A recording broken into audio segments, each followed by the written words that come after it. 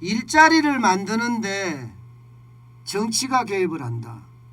그러면 시장 경제가 무너지게 되어 있습니다.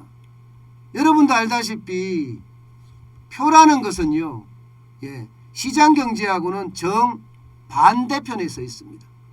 대척점에 있다는 거죠.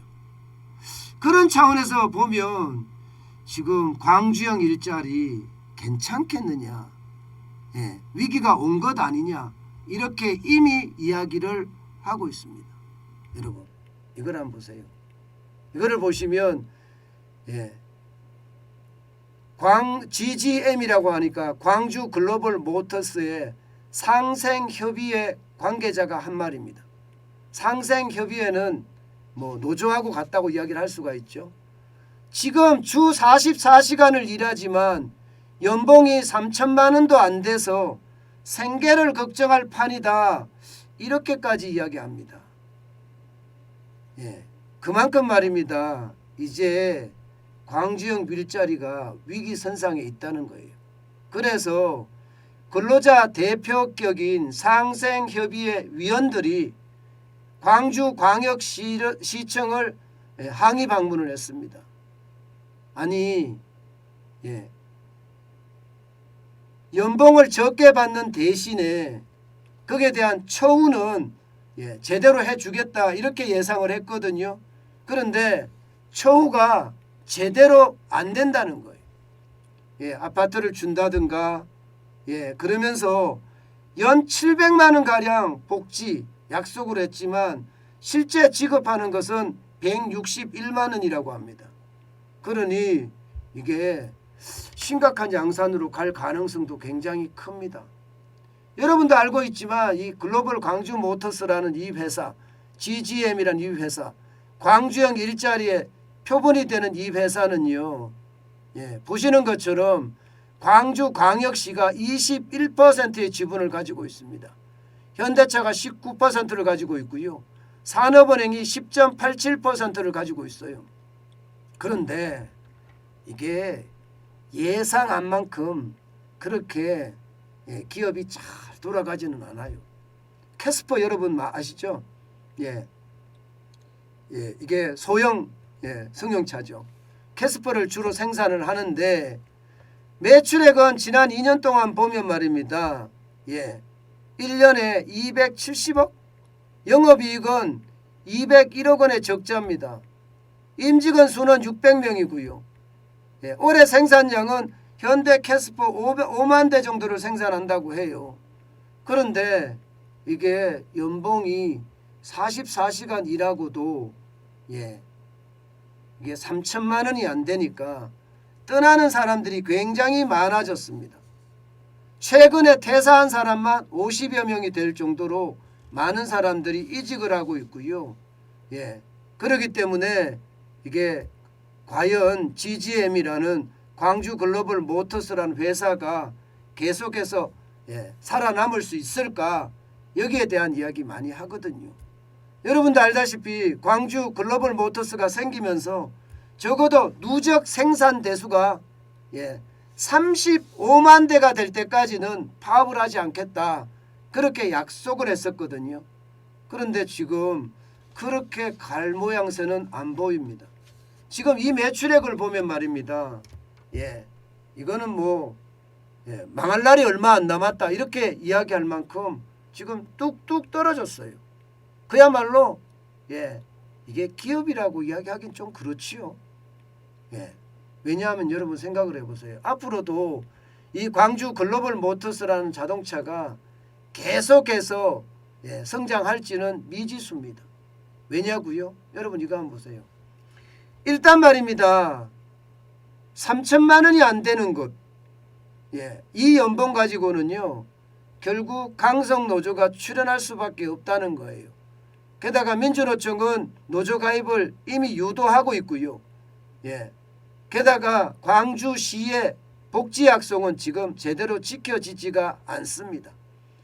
여기에다가 광주 글로벌 모터스는 현대자동차뿐만 아니라 다른 회사의 자동차도 위탁 생산한다, 이런 보관을 가지고 있었는데 지금 현재는요 현대자동차만 지금 생산하고 있거든요. 다른 위탁 생산 물량은 없습니다. 그렇게 되면 여러분 위탁 생산 물량이 적은 만큼 이게 생각했던 것보다가 어려워질 수밖에 없다는 거예요. 게다가 직원들의 어떤 업무 숙련도가 뛰어나지 않기 때문에 생산력이 떨어집니다. 업계 평균의 절반밖에 안 됩니다. 시간당 생산량이 생산 대수가 25대에 걸칩니다.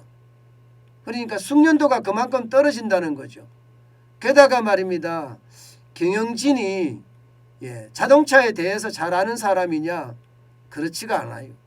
생산하고 기획하고 이런 데 하는데 주요 직책은요. 정치인들이 맡고 있고요. 현대차가 이제 보고 있는 거고요. 행정공무원 출신들이 지금 포진하고 있습니다. 이렇게 되면 여러분 이거는요. 어떻게 생각하면 시장 경제에는 전혀 맞지가 않습니다. 이렇게 해서는요. 이게 살아날 확률이 저는 없다고 봅니다. 제가 경영학을 전공을 했잖아요. 그런 차원에서 보면 말입니다. 경영진이 자동차에 대한 해박한 지식을 가지고 있어야 되는 것은 당연하고요. 여기에다가 경영진의 어떤 영업 능력도 그 어느 때보다 뛰어나야 됩니다. 그러려고 그러면 경영자가 가질 수 있는 그 도전 정신이나 혹은 뭔가 살고자 하는 어떤 의욕, 기업가 정신이죠.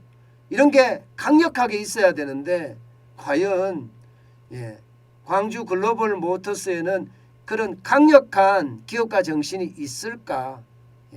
저는 그런 생각도 해보고요. 또 하나 말입니다. 지금 자동차 이러면요. 연구개발이 반드시 뒤따라야 되거든요. 그래서 신차를 자꾸 생산해내면서 소비자에게 뭔가 새로운 이미지를 계속 각인시켜 나가야 돼요. 그러려고 하면 자동차를 신차를 개발한다든가 하는 어떤 노력이 뒤따라야 되는데 비전문가들만 포진하고 있으니까 이게 뒤따를 수가 없잖아요. 생산 공장만 가지고 성공할 수 있는 확률은 굉장히 떨어집니다. 그렇기 때문에 신차에 대한 모델도 없으니 이게 앞으로도 이게 쉽게 되겠느냐 이런 생각 들고요. 결국 말입니다. 문재인 정부에서 만들었던 이 광주형 일자리라는 것은 과연 앞으로 계속 생존할 수 있을까? 저는 이게 쉽지 않다고 봅니다. 사실 우리나라 자동차 회사 한국 GM도 그렇죠. 쌍용차도 그렇죠. 르노 자동차도 그렇죠. 르노차도 이게 생존하기가 지금 자기 생존하기도 바빠요. 이게 다른 공장에 위탁해서 생산할 수 있는 그런 힘이 없습니다. 그러니 이게 앞으로 계속해서 경쟁력을 갖고 간다는 것은 굉장히 어려울 겁니다. 근데 이게 결국 말입니다. 결국 임금은 낮지요. 여기에 대해서 노사 갈등은 점점 커지지요. 그러면 거기에 대한 충격파도 저는 점점 커질 수밖에 없다고 생각을 해요. 그 충격파가 커지면 커지는 만큼 시장에 대해서 어떤 위험, 기업에 대한 위험은 점점 커지지 않겠느냐 저는 그렇게 봅니다. 게다가 말입니다. 이 광주 글로벌 모터스하고 노사 협약을 하면서 35만 대를 생산할 때까지 파업을 하지 않는다. 이 내용은요. 언제든지 수정이 될 수 있다고 이야기를 하니 법으로 강제할 수 있는 게 아니니까 노사 협약이니까 아마 앞으로도 이 광주형 일자리는 위기를 맞지 않을까 싶어요. 여러분도 아시지만 정치가 개입이 돼서요. 그 기업이 성장한다는 것은 저는 불가능하다고 생각합니다. 정치라는 것은 생리상 표와 연결이 되어 있는데 이게 기업은 그렇지 않거든요. 기업은요. 표하고 연결된 것이 아니라 시장의 수요와 공급하고 연결이 되어 있습니다. 그런데 이게 수요와 공급의 법칙까지도 얼그러지고 있는 상태니까 이게 과연 생존할 수 있을지 좀 더 두고 볼 일입니다.